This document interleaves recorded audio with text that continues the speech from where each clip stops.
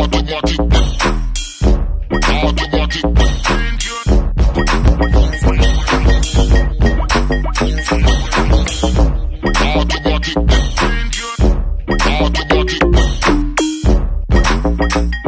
magandang araw ulit sa inyo at ngayong araw meron tayong kliyente, taxi, 2017 model, simula nung naging taxi, hindi pa nalilinisan. So ang reklamo ng driver, kahit naka number 4 na siya, hindi na umaabot sa likod yung hangin.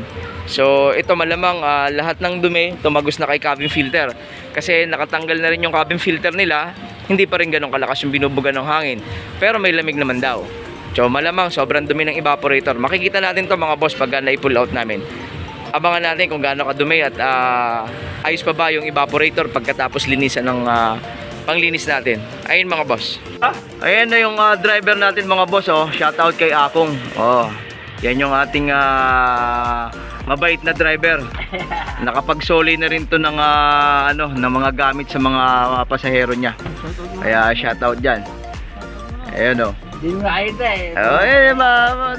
maganda pagka nakikita ka ng mga pasahero mo, ikaw ay magiging isang ehemplo ng mga taxi. Ayun, taxi driver. Yan, mga boss, si Akong.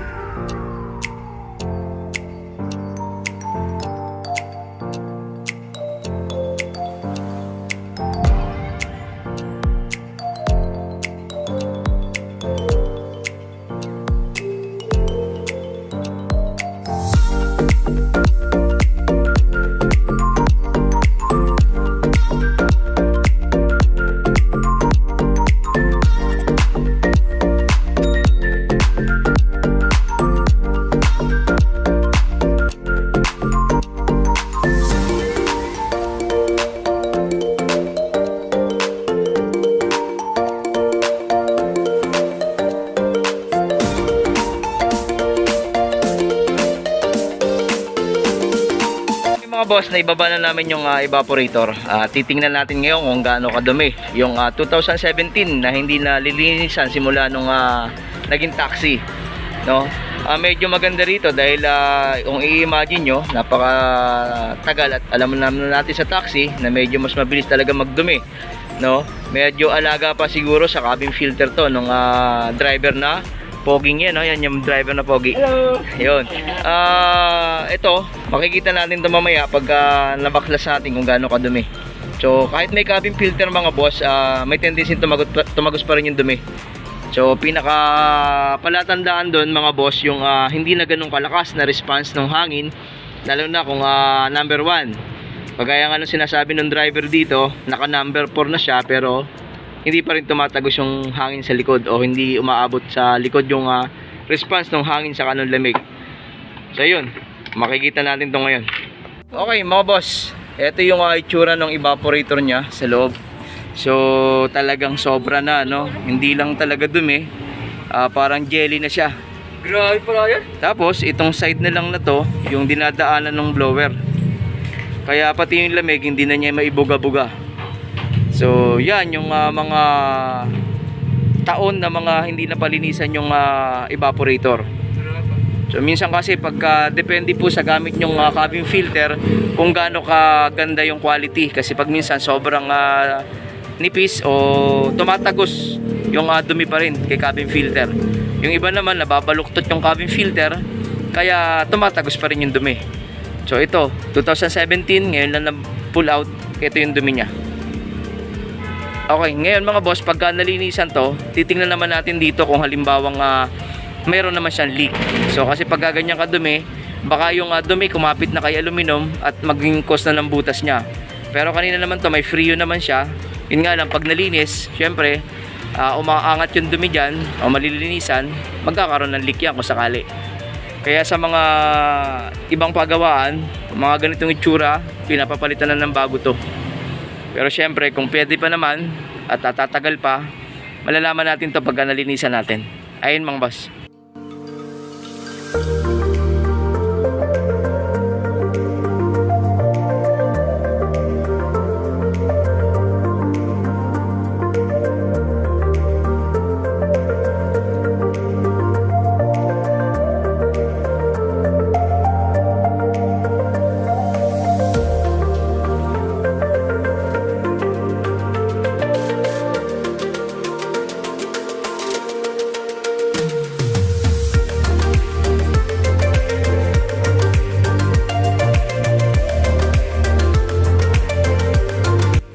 Okay mga boss, nalinis na namin yung evaporator at nililigtas namin ngayon.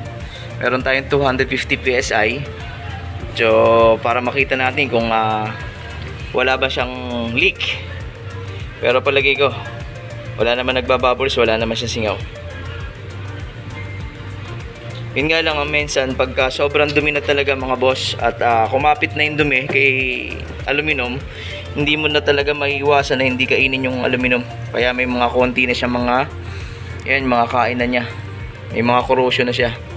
Yung mga itim-itim na yan. So ang importante naman walang singaw.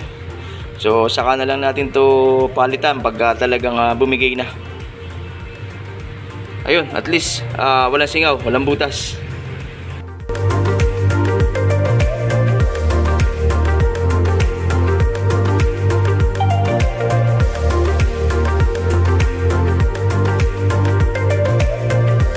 Naikabit na namin yung evaporator. Etong cabin filter, ito lagi kong sinasabi at paulit-ulit ko itong sinasabi. Kailangan pagka nagkabit kayo nito, siguraduhin nyo na hindi magkakaroon ng vent. Kasi pag minsan pag nagmamadali tayo magsalpak, hindi na natin naiilagay ng tama. O kagaya ng iba na talagang sobrang replacement ng piyesa, hindi sila magkaparehas ng mga original, kaya minsan masikip sa housing. So pinakamaganda, check nyo na maayos pag sinalpak nyo. Ito medyo maluwag ngayon dito dahil walang mga nakaharang, kaya mabilis lang maipasok. Pero pag nakakabit ng ibang piyesa rito, yung yung compartment, medyo mahirap na yan na isalpak. Kaya lagi nyo i-check kung maayos ba yung pagkakabit ng cabin filter, dahil yan yung pinakang magbablock sa dumi nung pumapasok sa evaporator. Kaya kailangan laging maayos at malinis yan.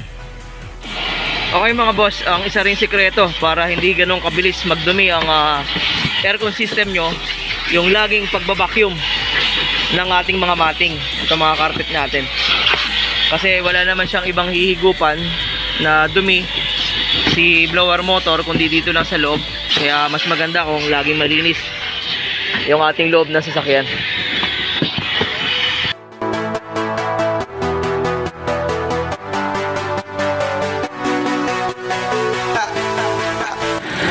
Okay mga boss, nagkakarga na kami ng Freon. Hindi na tayo nagpalit ng valve sa dryer. So yung reading naman niya normal pa naman. At paano nga ba makukuha yung tamang karga ng Freon? Ako mga boss, nagbabase ako sa kilo o grams nung niloload natin Freon. Yun ang magiging basahin natin kung nasa eksaktong load na ba tayo ng Freon. Kasi yung iba wala naman yung glass para makita mo yung load ng Freon, no? Saka may nakalagay yan mga boss dito sa sticker nya, naka-indicate yan kung ilang grams yung nakalagay na Freon. So diyan kayo magbabase kung gaano karami yung Freon na ikakarga nyo. Hindi natin makikita yan sa mga hula-hula lang sa reading ng gauge kung ilang PSI ang ilo-load mo. Nagbabago-bago ang reading ng gauge. Depende yan sa bomba ng compressor at depende yan sa system. So hindi ka pa pwedeng sabihin mo magkarga ng 30 PSI o 40 PSI. No, magbase ka sa grams na iloload mo o yung kilo. Okay mga boss, okay naman yung response ng lamig at binaback to zero na rin namin para matanggal yung mga bakterya sa loob.